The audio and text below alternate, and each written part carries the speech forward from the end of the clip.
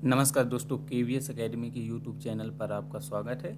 Daily current affairs की इस series में हम हर एग्जाम से रिलेटेड करंट अफेयर्स एमसीक्यू के माध्यम से देखते हैं और साथ ही लास्ट में महत्वपूर्ण ऑनलाइनर फैक्ट भी देखते हैं। तो आइए शुरुआत करते हैं आज के सेशन की। तो ये रहा आज का पहला प्रश्न। राइजिंग राजस्थान लिखा है पहला प्रश्न। Rising Rajasthan global investment summit 2024 का आयोजन कहाँ किया गया? पहला ऑप्शन है आपका जैसलमेर, दूसरा है जयपुर, तीसरा है उदयपुर, चौथा है जोधपुर। ठीक है, तो आपका आंसर होगा जयपुर। जी हाँ, rising Rajasthan global investment summit Jaipur में आयोजित है। इससे रिलेटेड तथ्य देख लेते हैं। जयपुर में बता दिए किसने किए थे? प्रधानमंत्री नरेंद्र मोदी जी ने किए। ठीक है, राजस्थान की एक प्रमुख निवेश केंद्र के रूप में प्रदर्शित किया गया है। यह अपने समृद्ध संसाधनों, विरासत और कुशल युवाओं के साथ राजस्थान के बुनियादी ढांचे, विनिर्माण और पर्यटन के अवसर प्रदान करता है। ठीक है ना, ये कुछ तथ्य हैं, इनको भी देख लीजिए। जिसे मेक इन इंडिया पहल और MSME नीतियों द्वारा समर्थन प्राप्त है, जिसके विनिर्माण क्षेत्र मजबूत हुआ। राजस्थान में अक्षय ऊर्जा, खनिज भंडारण और अद्वितीय सांस्कृतिक संपत्तियों में उत्कृष्ट है, जिससे पर्यटन और आर्थिक विकास को बढ़ावा मिलता है। यहाँ ई-वीजा, उड़ान योजना और हेरिटेज पर्यटन जैसी पहलों पर राजस्थान एक जीवंत निवेश गंतव्य में बदल दिया है। आइए देखते हैं अगला प्रश्न। हाल ही में किस राज्य सरकार ने ऊर्जा कुशल उपकरण को बढ़ावा देने के लिए ऊर्जा वीर योजना शुरू की है? ये रहे आपके ऑप्शन। पहला आंध्र प्रदेश, दूसरा गुजरात, तीसरा महाराष्ट्र, चौथा कर्नाटक। तो आपका आंसर है आंध्र प्रदेश। ठीक है, देखते हैं इससे तथ्य। तो आंध्र प्रदेश के मुख्यमंत्री हैं चंद्रबाबू नायडू ने, ठीक है, इसकी शुरू की। ठीक है, इसमें ऊर्जा वीर प्रशिक्षित श्रमिकों एक नेटवर्क 6 उपकरणों को बढ़ावा देगा। एक नेटवर्क से कितने उपकरण? 6 उपकरण को बढ़ावा मिलेगा। ठीक है, LED inverter lamp, LED tube light, BLDC ceiling fan और 5 star air conditioner, induction stove और LED बल्ब। इस पहल के उद्देश्य से जमीनी स्तर पर ऊर्जा संरक्षण को जीवन शैली, मतलब जमीनी स्तर तक ऊर्जा संरक्षण किया गया है। आइए देखते हैं अगला प्रश्न।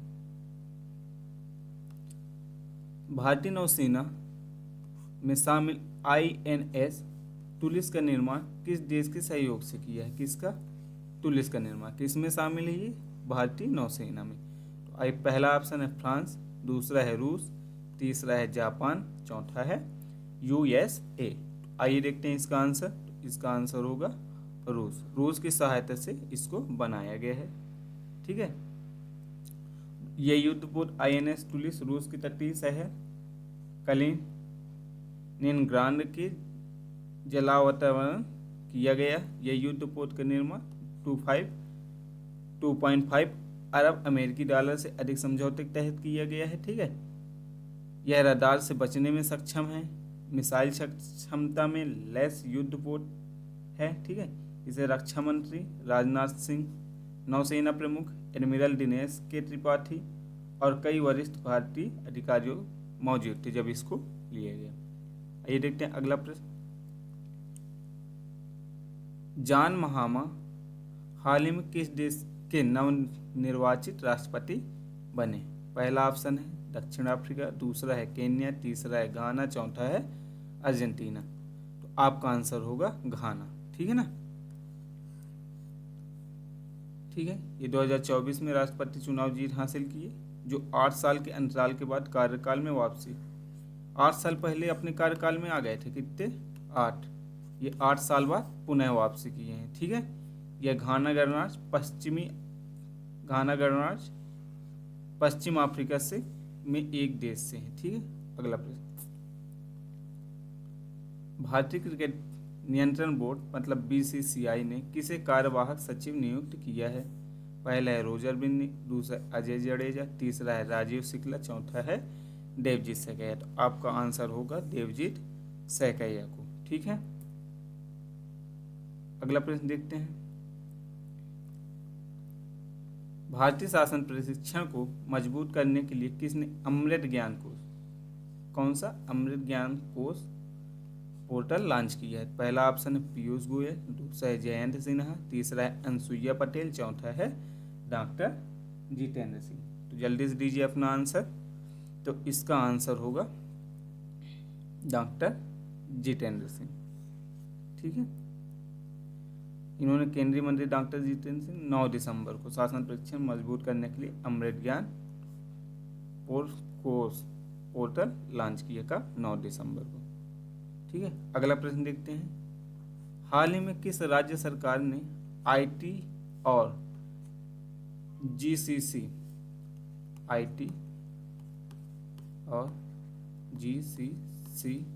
नीति 4.0 को मंजूरी दी? पहला ऑप्शन है मणिपुर, दूसरा है महाराष्ट्र, तीसरा है कर्नाटक, चौथा है आंध्र प्रदेश। तो आपका आंसर होगा आंध्र प्रदेश। ठीक है, आंध्र प्रदेश मंत्रिमंडल वैश्विक ज्ञान अर्थव्यवस्था के केंद्र के रूप में स्थापित किया है। ठीक है, यह तिरुपति, विशाखापट्टनम और विजयवाड़ा जैसे प्रमुख शहरों के सहकार और पड़ोस के कार्यस्थल स्थापित किए जाएंगे। ठीक है, अगला प्रश्न देखते हैं। हाल ही में दिल्ली के राष्ट्रीय पशु उद्यान में मैकेनिकल इंजीनियर सेंट्रल के 15वें दिव्य परीक्षा का उद्घाटन किसने किया? पहला है कीर्तिवर्धन, दूसरा है निर्मला सीतारमैया, तीसरा है पीयूष गोयल, चौथा है राजनाथ सिंह। तो आपका आंसर होगा कीर्तिवर्धन। अब आप लोग कमेंट करिए कि निर्मला सीतारमैया क्या जी हैं, पीयूष गोयल क्या हैं और राजनाथ सिंह क्या हैं। ठीक है ना, आइए देखते हैं कुछ। ये 15वें दिव्य बता दिए गए। ये पर्यावरण वन जलवायु राज्य मंत्री हैं। ठीक है, इनका पहला उद्देश्य चिड़ियाघर के तालाबों में पानी की गुणवत्ता में सुधार करना, ताकि साझेदारी पानी के कारण होने वाले सोया, दुर्गंध, रंग स्थिरता को दूर करके जलीय लाभ मिल सके। ठीक है, अगला प्रश्न। हाल ही में किस देश में पहली बार उबर हंटा सेवा शुरू की गई? उबर हंटा, ठीक है, पहला ऑस्ट्रेलिया, दूसरा है रूस, तीसरा है भारत, चौथा है इंग्लैंड। तो आपका आंसर होगा भारत में। ठीक है, ये जम्मू कश्मीर की खूबसूरत डल झील में, ठीक है ना, इसे एक पहली जल परियोजना इनसे शुरू की। ये अल्टरनेटिव ओरिजिनल मोटरसाइकिल का आधुनिक दौर डिजिटल तरीके से आनंद लेने के लिए उपलब्ध कराया गया। इसका उद्देश्य देखें तो कश्मीर के सांस्कृतिक विरासत को तकनीकी के साथ पर्यटन को बढ़ावा देना है। किसके साथ? सांस्कृतिक विरासत के साथ पर्यटन को बढ़ावा देना और मनोरंजन के अनुभव को सहज और कष्ट मुक्त बनाना है। ठीक है, अगला प्रश्न देखते हैं। हाल में भारत और किस देश के बीच संयुक्त सैन्य अभ्यास हरिमाऊ शक्ति का चौथा संस्करण, ठीक है, शुरू हुआ? पहला है इटली, दूसरा है सिंगापुर, तीसरा है जर्मनी, चौथा है मलेशिया। तो आपका आंसर होगा मलेशिया के साथ इसका शुरू हुआ।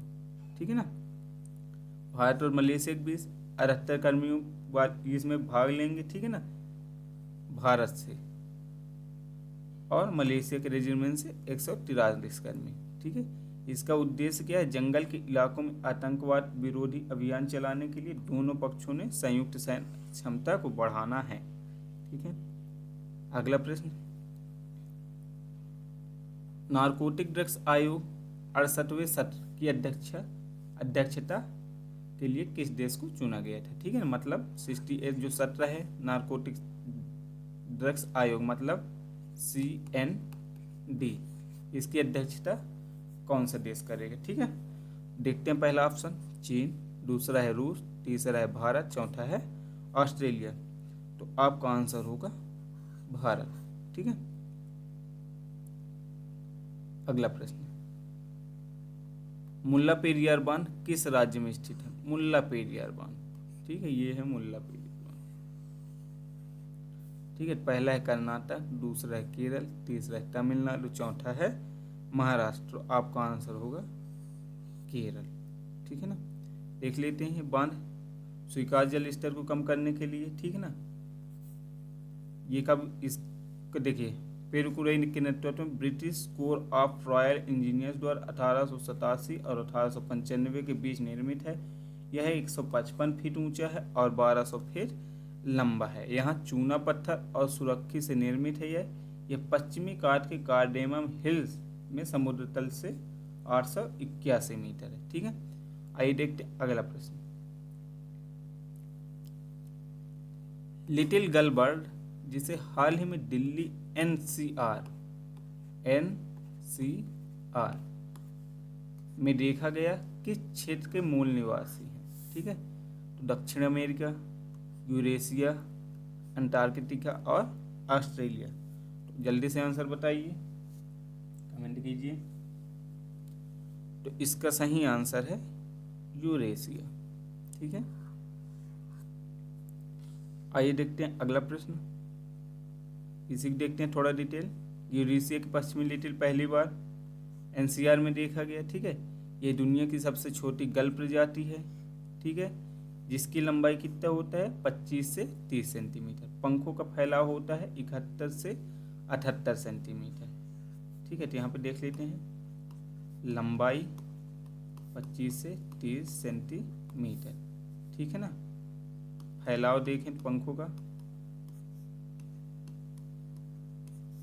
एक सेकेंड, पंख का फैलाव देखो कितना है 61 से 78 सेंटीमीटर। ठीक है ना, और वजन देखें तो 68 से 162 ग्राम। ठीक है, ये तीनों चीज़ें इसको देख लीजिए यहाँ पे 25 से 30 सेंटीमीटर। ठीक है, ये हो गया। पक्षी लेडिड परिवार से संबंधित है, लेरिडे। ठीक है, ये यूरोपी में प्रजनन करता है, यूरोप में प्रजनन करता है और पश्चिमी यूरोप, भूमध्य सागर, उत्तरी अमेरिका के तटीय क्षेत्र में सर्दियाँ बिताता है। ठीक है ना, मतलब देखो सर्दियाँ कहाँ बिता रहा है, भूमध्य सागर, उत्तर पूर्वी अमेरिका और पश्चिमी यूरोप में। ठीक है ना, यह समुद्र तटों, मुहाना और झील, नदियाँ और दलदलों में रहता है। यह IUCN रेड लिस्ट में सबसे कम चिंता के रूप में वर्गीकृत किया गया है। ठीक है ना, आइए अगला प्रश्न देखते हैं। आगामी जनजाति मुख्य रूप से किस राज्य में पाई जाती है? अंगामी जनजाति। ठीक है ना, पहला ऑप्शन ओडिशा है, दूसरा है झारखंड, तीसरा है नागालैंड, चौथा है असम। तो आपका सही आंसर दीजिए, जल्दी से जल्दी कमेंट करके बताइए। तो आपका सही आंसर होगा नागालैंड। ठीक है, देखते हैं इसका डिटेल। ये नागालैंड के हार्नबिल फेस्टिवल में सांस्कृतिक समारोह में आगामी नागा जनजाति ने 1500 सदस्यों ने भाग लिया। कितने सदस्यों ने? 1500 सदस्यों में नागा जनजाति के। ठीक है ना, मुख्य रूप से कोहिमा, नागालैंड क्षेत्र देखें तो इनको यहाँ पे देख लेते हैं। क्षेत्र कहाँ कहाँ पाया जाता है? कोहिमा, नागालैंड, ठीक है, यहाँ पाए जाते हैं, और म्यांमार में भी, म्यांमार में और मणिपुर में यहाँ ये पाए जाते हैं। ठीक है ना, ये कौन सी प्रजाति के हैं? तो मंगोलाइट प्रजाति से संबंधित है। और टेन्यारी भाषा क्या है?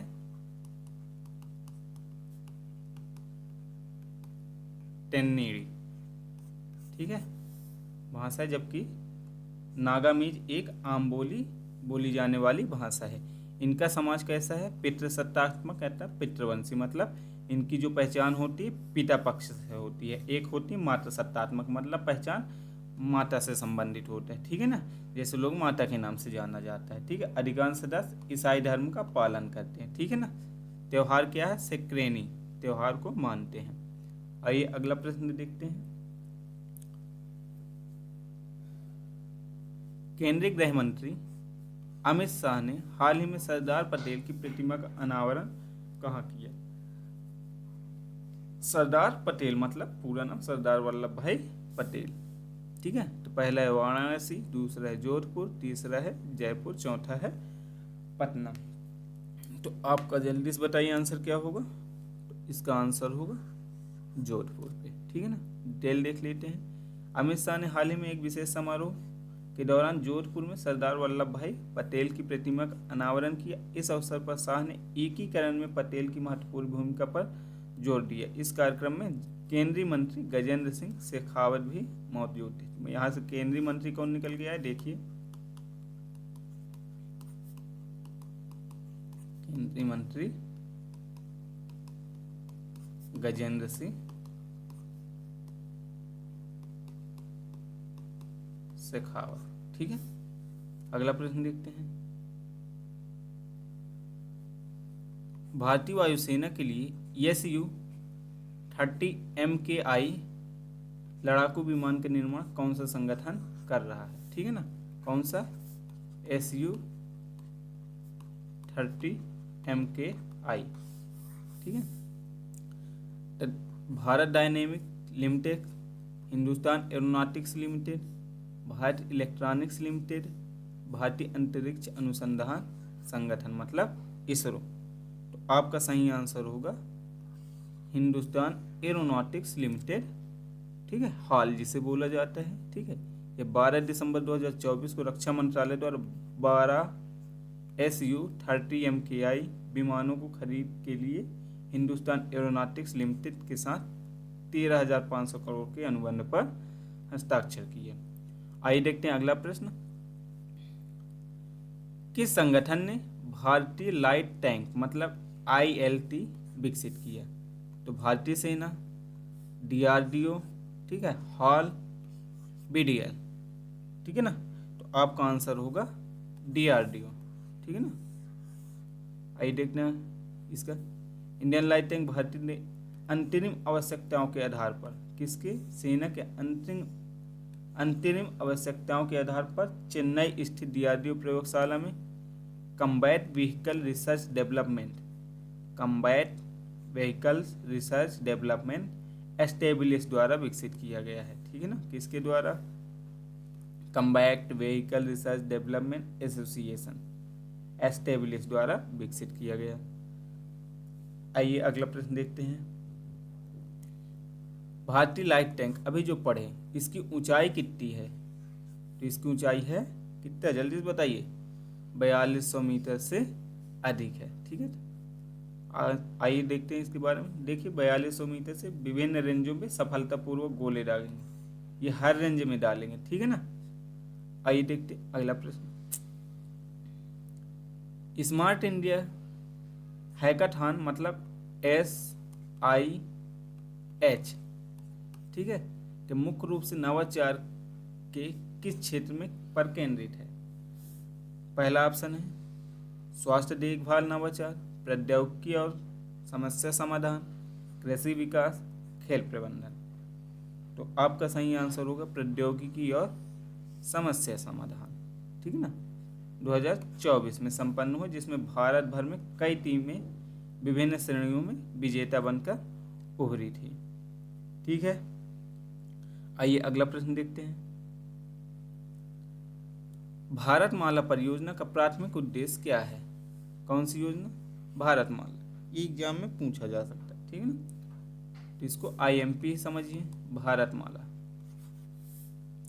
डिजिटल साक्षरता को बढ़ाना, ठीक है, ग्रामीण विद्युतीकरण में सुधार करना, राजमार्गों का एक मजबूत नेटवर्क विकसित करना, नवीकरण ऊर्जा को बढ़ावा देना। तो आपका आंसर होगा राजमार्गों का एक मजबूत नेटवर्क विकसित करना। डिटेल देख लेते हैं इसका थोड़ा सा। तो 2015 भारतमाला कब से शुरुआत हुआ, 2015 से शुरुआत हुआ। बड़े पैमाने पर बुनियादी ढांचा पर पहल था, जिसका उद्देश्य माल और यात्री आवागमन की दक्षता को बढ़ावा देना, मतलब जो सामान्य आते हैं इसमें और यात्रियों के आवागमन, इन सब में सुधार करना था, ठीक है। आइए देखते हैं, आगे बढ़ते हैं। अगला प्रश्न। कौन से देश 1 जनवरी 2025 को शेंगेन क्षेत्र में पूरी तरह शामिल होने के लिए तैयार है। शेंगेन क्षेत्र, ठीक है। तो पहला बेल्जियम और नीदरलैंड, दूसरा ऑस्ट्रेलिया और स्विट्जरलैंड, तीसरा रोमानिया और बुल्गारिया, चौथा पोलैंड और चेक गणराज्य। तो आपका ऑप्शन होगा रोमानिया और बुल्गारिया। ठीक है ना। आइए देखते हैं अगला प्रश्न, इसी के थोड़ा डिटेल देख लेते हैं। ये कब हुआ? 12 दिसंबर 2024 को यूरोपीय संघ के आंतरिक मंत्रियों ने घोषणा की कि रोमानिया और बुल्गारिया 1 जनवरी 2025 को पूरी तरह से सीमा मुक्त शेंगेन क्षेत्र में शामिल होगा। किसमें? सीमा मुक्त शेंगेन क्षेत्र में। कब से? 1 जनवरी 2025 से। घोषणा कब हुई? तो 12 दिसंबर 2024। तो यहाँ पे देख लीजिए 12 दिसंबर 2024 को घोषणा हुई। ठीक है ना। शामिल कब होगा?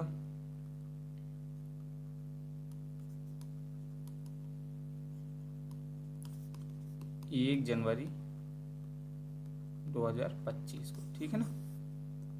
आइए देखते हैं अगला प्रश्न। 2024 में 34वें व्यास सम्मान से किसे सम्मानित किया? व्यास सम्मान। ठीक, किमफाम सिंह, नोग किन्हरी, सूर्यवाला, रामजी तिवारी, विश्वनाथ प्रताप सिंह। तो आपका आंसर होगा सूर्यवाला। ठीक है। देखते हैं डिटेल। ये 34वें 2024 में सम्मानित, ठीक है, उपन्यास कौन देश की वासी वेणु की डायरी है। ठीक है। अगला प्रश्न, ये देखिए अभी जस्ट पढ़ लिए इससे पीछे, सूर्यवाला को किस उपन्यास के लिए व्यास सम्मान 2024 में अभी जस्ट पढ़े। ठीक है ना। तो कौन सा मिला? कौन देश को वासी वेणु की डायरी। ये देखिए पिछला प्रश्न ही पढ़े हैं यहाँ पे। ये देखिए 2024 34वें व्यास सम्मान ये है। ठीक है। अगला प्रश्न देखते हैं। ये इंपॉर्टेंट प्रश्न है। एक राष्ट्र एक चुनाव का पहल प्राथमिक उद्देश्य क्या है? ठीक है। उद्देश्य पूछा है प्राथमिक, कि एक राष्ट्र एक चुनाव पहल का प्राथमिक उद्देश्य क्या है। तो ये रहे आपके ऑप्शन। चुनावों की आवृत्ति और संबंधित लागतों को कम करना, डिजिटल साक्षरता को बढ़ावा देना, अंतर्राष्ट्रीय व्यापार को बढ़ावा देना, स्वास्थ्य सुविधाओं में सुधार करना। जल्दी से आप लोग आंसर दीजिए इसका। ठीक है, क्योंकि ये तो इम्पॉर्टेंट क्वेश्चन है। तो इसका सही आंसर होगा चुनावों की आवृत्ति और संबंधित लागतों को कम करना। ठीक है। ये अगला प्रश्न उसी से एक राष्ट्र एक चुनाव संबंधित है। एक राष्ट्र एक चुनाव पहल की सिफारिश करने वाले उच्च स्तरीय समिति का नेतृत्व किसने किया? वहां पे प्राथमिक उद्देश्य पूछा था, यहाँ पे उच्च स्तरीय समिति का नेतृत्व किसने किया ये पूछा है। तो पूर्व राष्ट्रपति रामनाथ कोविंद ने, प्रधानमंत्री नरेंद्र मोदी ने, वित्त मंत्री निर्मला सीतारमण ने और गृह मंत्री अमित शाह। जल्दी से कमेंट करिए अपना आंसर। तो इसका सही आंसर होगा पूर्व राष्ट्रपति रामनाथ कोविंद जी ने। ठीक है ना। इसको देखिए यहाँ पे। इसके बाद राष्ट्रीय राज्य चुनाव के 100 दिनों के भीतर नगर पालिका और पंचायतों चुनाव का एक साथ कराना है। ठीक है ना। अगला देखते हैं। हाल ही में दिल्ली में शुरू की गई महिला सम्मान योजना। हाल ही में दिल्ली में शुरू की गई महिला सम्मान योजना के तहत महिलाओं को हर माह कितने रुपए दिए जाएंगे? बताइए जल्दी से। महिलाओं को कितने? महिलाओं से संबंधित क्वेश्चन तो पूछना आयोग का फेवरेट चीज है। तो जल्दी से बताइए कितना होगा? 900 रुपये, 1500 रुपये, 1000 रुपये, इनमें से कोई नहीं। जल्दी से जल्दी अपना आंसर दीजिए। तो इसका सही आंसर होगा 1000 रुपये। ठीक है। आइए देखते हैं। तो ये रहे आज की कुछ करंट अफेयर्स। ठीक है। अब हम देखेंगे आज के महत्वपूर्ण वन लाइनर। ठीक है। महत्वपूर्ण वन लाइनर में क्या क्या देखेंगे ये भी देख लेते हैं। पहले देखेंगे भारतीय बोर्ड, फिर सार्वजनिक उपक्रम के अध्यक्ष, मतलब भारतीय बोर्ड और सार्वजनिक उपक्रम के अध्यक्ष व महारत्न कंपनियों के बारे में जानेंगे। ठीक है ना। तो आइए शुरुआत करते हैं आज के वन लाइनर की। तो देखते हैं अध्यक्ष एवं सीईओ। रेलवे बोर्ड के अध्यक्ष और सीईओ तो कौन है? सतीश कुमार। ठीक है ना। भारतीय प्रतिभूति एवं विनिमय बोर्ड सेबी, इसके अध्यक्ष कौन है? माधवीपुरी बुज्जी हैं। CBFC मतलब केंद्रीय फिल्म प्रमाणन बोर्ड, इसके अध्यक्ष हैं रावेंद्र भाकर। नागरिक उड्डयन सुरक्षा ब्यूरो, इसके अध्यक्ष कौन है? जुल्फिकार हसन। केंद्रीय प्रत्यक्ष कर बोर्ड मतलब CBDT, इसके अध्यक्ष कौन है? तो रवि अग्रवाल। केंद्रीय प्रत्यक्ष कर एवं सीमा बोर्ड CBIC, इसके अध्यक्ष है संजय कुमार अग्रवाल। ठीक है ना। चेयरमैन राष्ट्रीय डेयरी विकास NDDB मिनेश शाह। महानिदेशक सीमा सड़क संगठन के कौन है? रघु श्रीवासन। और पेट्रोलियम व प्राकृतिक गैस नियामक बोर्ड PNGRB, इसके अध्यक्ष हैं आपके अनिल कुमार जैन। भारतीय दूरसंचार विमानक प्राधिकरण टेरी, इसके अध्यक्ष हैं अनिल कुमार लोहाटी। आप इसमें से सब भूल जाइए दोस्तों, ये 3 चीज़ें बिल्कुल ही याद रखिएगा। पहला तो है ये रेलवे बोर्ड के CEO, दूसरा है रेलवे की तैयारी करने वालों के लिए ये है, ठीक है ना, भारतीय विनिमय बोर्ड SEBI का, ठीक है, और तीसरा है ये टेरी। इनका तो आप डेट भी याद करिए कि कब से प्रारंभ हुए हैं, ठीक है ना। ये तीनों चीज़ तो बिल्कुल ही, और ये अध्यक्ष नागरिक उड्डयन सुरक्षा ब्यूरो, ये तो बिल्कुल ही याद रखिएगा आप लोग। आइए देखते हैं अगला। भारतीय विशिष्ट पहचान प्राधिकरण UIDAI, इसके CEO अमित अग्रवाल हैं। भारत के महापंजीयक एवं जनगणना आयुक्त मृत्युंजय कुमार नारायण। लोक लेखा समिति के अध्यक्ष कौन है? अधीर रंजन चौधरी, ये इंपॉर्टेंट है। फिर इसके बाद प्राकल्य समिति, इसमें कितने सदस्य होते हैं ये भी पूछेगा, ठीक है ना, कितने सदस्य होते हैं, उसमें भी लोकसभा में कितने होते हैं, राज्यसभा से कितने होते हैं, ये सब पूछेगा। तो ये इसके अध्यक्ष कौन है? डॉक्टर संजय जायसवाल, ठीक है ना। भारतीय राष्ट्रीय राजमार्ग प्राधिकरण के अध्यक्ष हैं आपके Santosh Kumar Yadav. National thermal power corporation NTPC, इसके अध्यक्ष हैं रावेंद्र कुमार। तेल एवं प्राकृतिक गैस निगम ONGC की अध्यक्ष हैं, प्रमुख हैं Arun Kumar Singh. Steel authority of India limited SAIL, इसके अध्यक्ष निदेशक हैं Amarendu Prakash. Gas authority of India limited GAIL गैर, इसके निदेशक जो हैं संदीप के गुप्ता हैं। Indian oil corporation limited IOCL, इसके अध्यक्ष हैं V नीतीश कुमार, ठीक है। अगला देखते हैं। कोल इंडिया लिमिटेड CIL, इसके अध्यक्ष हैं पोलावरापू M प्रसाद, ठीक है। भारत पेट्रोलियम कॉर्पोरेशन लिमिटेड के निदेशक हैं VG कृष्ण कुमार। भेल VHEL, Bharat heavy electronics limited, इसके निदेशक कुप्पू सदाशिव मूर्ति हैं। हिंदुस्तान पेट्रोलियम कॉर्पोरेशन लिमिटेड के निदेशक हैं पुष्प Kumar Joshi. Power grid corporation of India के अध्यक्ष RK त्यागी। पावर फाइनेंस कॉर्पोरेशन PFC के अध्यक्ष हैं परमिंदर चोपड़ा, ठीक है। ग्रामीण विद्युतीकरण निगम REC के निदेशक हैं विवेक कुमार देवांगन, ठीक है। ऑयल इंडिया लिमिटेड के निदेशक हैं रंजीत रथ। ये हैं महारत्न कंपनियां पढ़ रहे, ठीक है ना। तो इसमें से एक नई क्वेश्चन पूछेगा, कौन सी महारत्न कंपनी, कितने महारत्न कंपनियां हैं, कौन सी महारत्न कंपनी के निदेशक कौन है, वर्तमान में कौन सा महारत्न कंपनी शामिल हुए महारत्न कंपनी में, ठीक है ना। तो आप लोग कमेंट करिए कि महारत्न कंपनियों की संख्या कितनी है, और साथ ही ये कमेंट करिए कि वर्तमान में किसे महारत्न कंपनी का दर्जा प्राप्त हुआ है, ठीक है। आगे देखते हैं। भारत संचार निगम लिमिटेड BSNL के निदेशक कौन है? Robert J Ravi. भारतीय विमानपत्तन प्राधिकरण AAI, इसके अंतरिम अध्यक्ष M सुरेश, ठीक है। आगे देखते हैं। भारतीय पर्यटन विकास निगम ITDC संबित पात्रा हैं इसके अध्यक्ष, ठीक है। महानगर टेलीफोन निगम लिमिटेड के अध्यक्ष सुनील कुमार हैं। नेशनल बिल्डिंग्स कंस्ट्रक्शन लिमिटेड के अध्यक्ष PK गुप्ता हैं। इंजीनियर्स इंडिया लिमिटेड के अध्यक्ष निदेशक वर्तिका शुक्ला हैं। नेशनल एल्यूमिनियम कंपनी लिमिटेड मतलब नाल्को, इसके निदेशक कौन है? श्रीधर पात्रा। ठीक है ना। भारत इलेक्ट्रॉनिक्स लिमिटेड बेल, इससे पहले अपन पढ़े थे भेल।